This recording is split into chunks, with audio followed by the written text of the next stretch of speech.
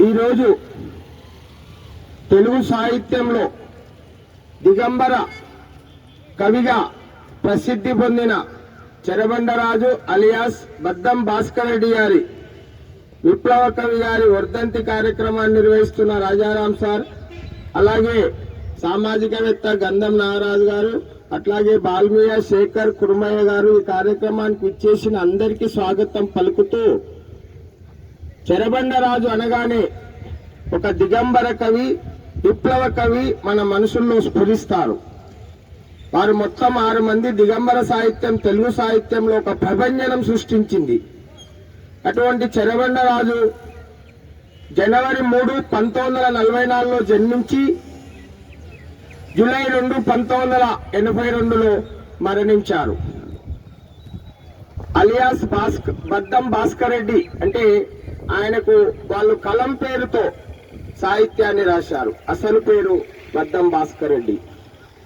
ఆయన ఆ రోజు పాటల రచయితగా, విప్లవ కవిగా, కవితా రచయితగా, ఆలోచన, అక్షరం, ఆచరణ ఏకరూపం దాల్చిన విప్లవ కవి, కవితా కవి, పాటల రచయిత. ఆయన ఆ రోజుల్లో విప్లవ కవిగా తెలుగు సాహిత్యంలో ప్రసిద్ధిగాస్తున్న సమయంలో సమకాలికుడు శ్రీశ్రీ గారు విప్లవ కవి తన మరో ప్రస్థానాన్ని వీరికి అంకితం ఇచ్చాడు చెరబండరాజు గారికి. ఆయన రాసిన మహాప్రస్థానం, మరో ప్రస్థానం, అందులో మరో ప్రస్థానాన్ని వీరికి అంకితం ఇచ్చారు. తర్వాత ఆయన ఒక మాట, ప్రపంచ పురోగతి మొత్తం శ్రామికుడి నెత్తురి బొట్టులో ఇముడి ఉంది అని చెప్పాడంటే శ్రామికుల, కార్మికుల పైన వీళ్ళంతా కవిత్వం రాశారు.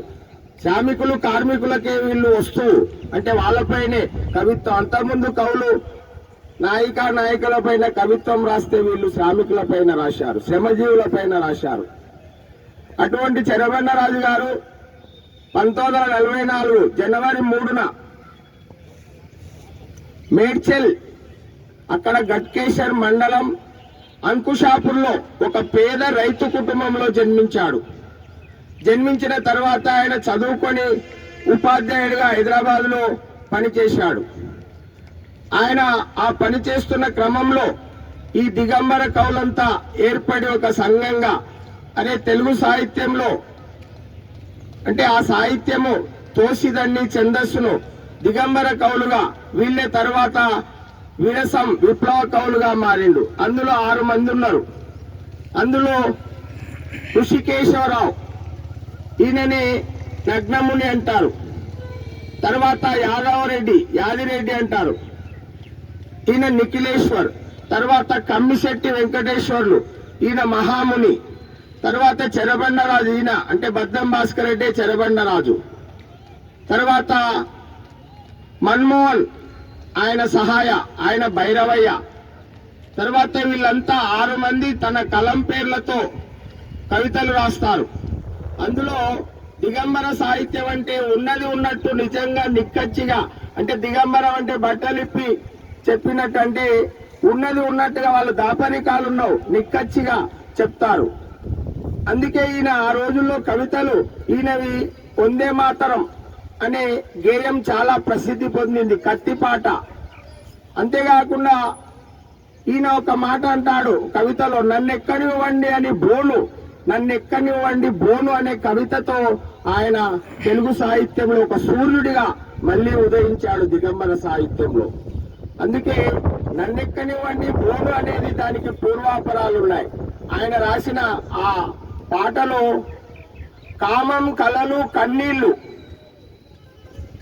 మనిషికి మర్మజ్ఞానమంతా ఒకటే, ఏ దేశమైతేనేం మట్టంతా ఒకటే, ఏ తల్లి అయితేనేం చనుబాల తీపంతా ఒకటే అని చెప్తాడు.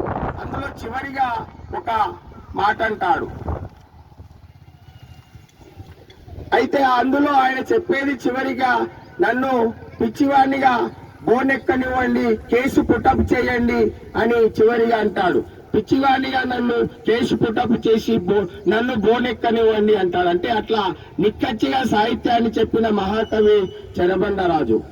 ఆయనకు అనారోగ్యం పాలవుతాడు. ఆయన ఆ రోజుల్లో ప్రపంచ తెలుగు మహాసభలు బహిష్కరించినందుకు 75లో శ్రీశ్రీని వీరిని అరెస్టు చేస్తారు.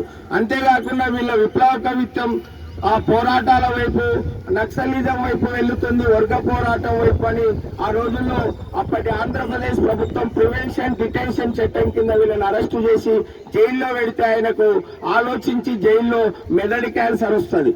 మెదడు క్యాన్సర్ వచ్చి మరణానికి చేరువలో ఉంటాడు. అప్పుడు అంటాడు, అనారోగ్య బాధితుడిని అయితేనేం పోరాట యోధుణ్ణి, అనారోగ్య బాధితుడిని అయితేనేం పోరాట యోధుణ్ణి, పోరాటం నాకు డైరెక్షన్, ఆక్సిజన్ నా పాట అంటాడు. అందుకే ఈయన తెలుగు సాహిత్యంలో గమ్మడి అంటే గమ్యం, ముట్టడి, దిక్సూజి ఇట్లా కవితా సంపుటలు రాశారు. నవలలు కూడా ఎర్రని అంటే ఎర్రరాళ్ళు, గంజి నీళ్ళు ఇట్లా ఎన్నో నవలలు కూడా రాశారు. అందుకే తెలుగు సాహిత్య చరిత్రలో చెరబండ రాజు కత్తిపాట ఇంకా చాలా ప్రసిద్ధమైనది. ప్రజలను మేలుకొల్పి విప్లవ మార్గం వైపు అంటే ప్రజలను తీసుకెళ్లిన మహనీయులే దిగంబర కవులని తెలియజేస్తూ ముగిస్తున్నారు.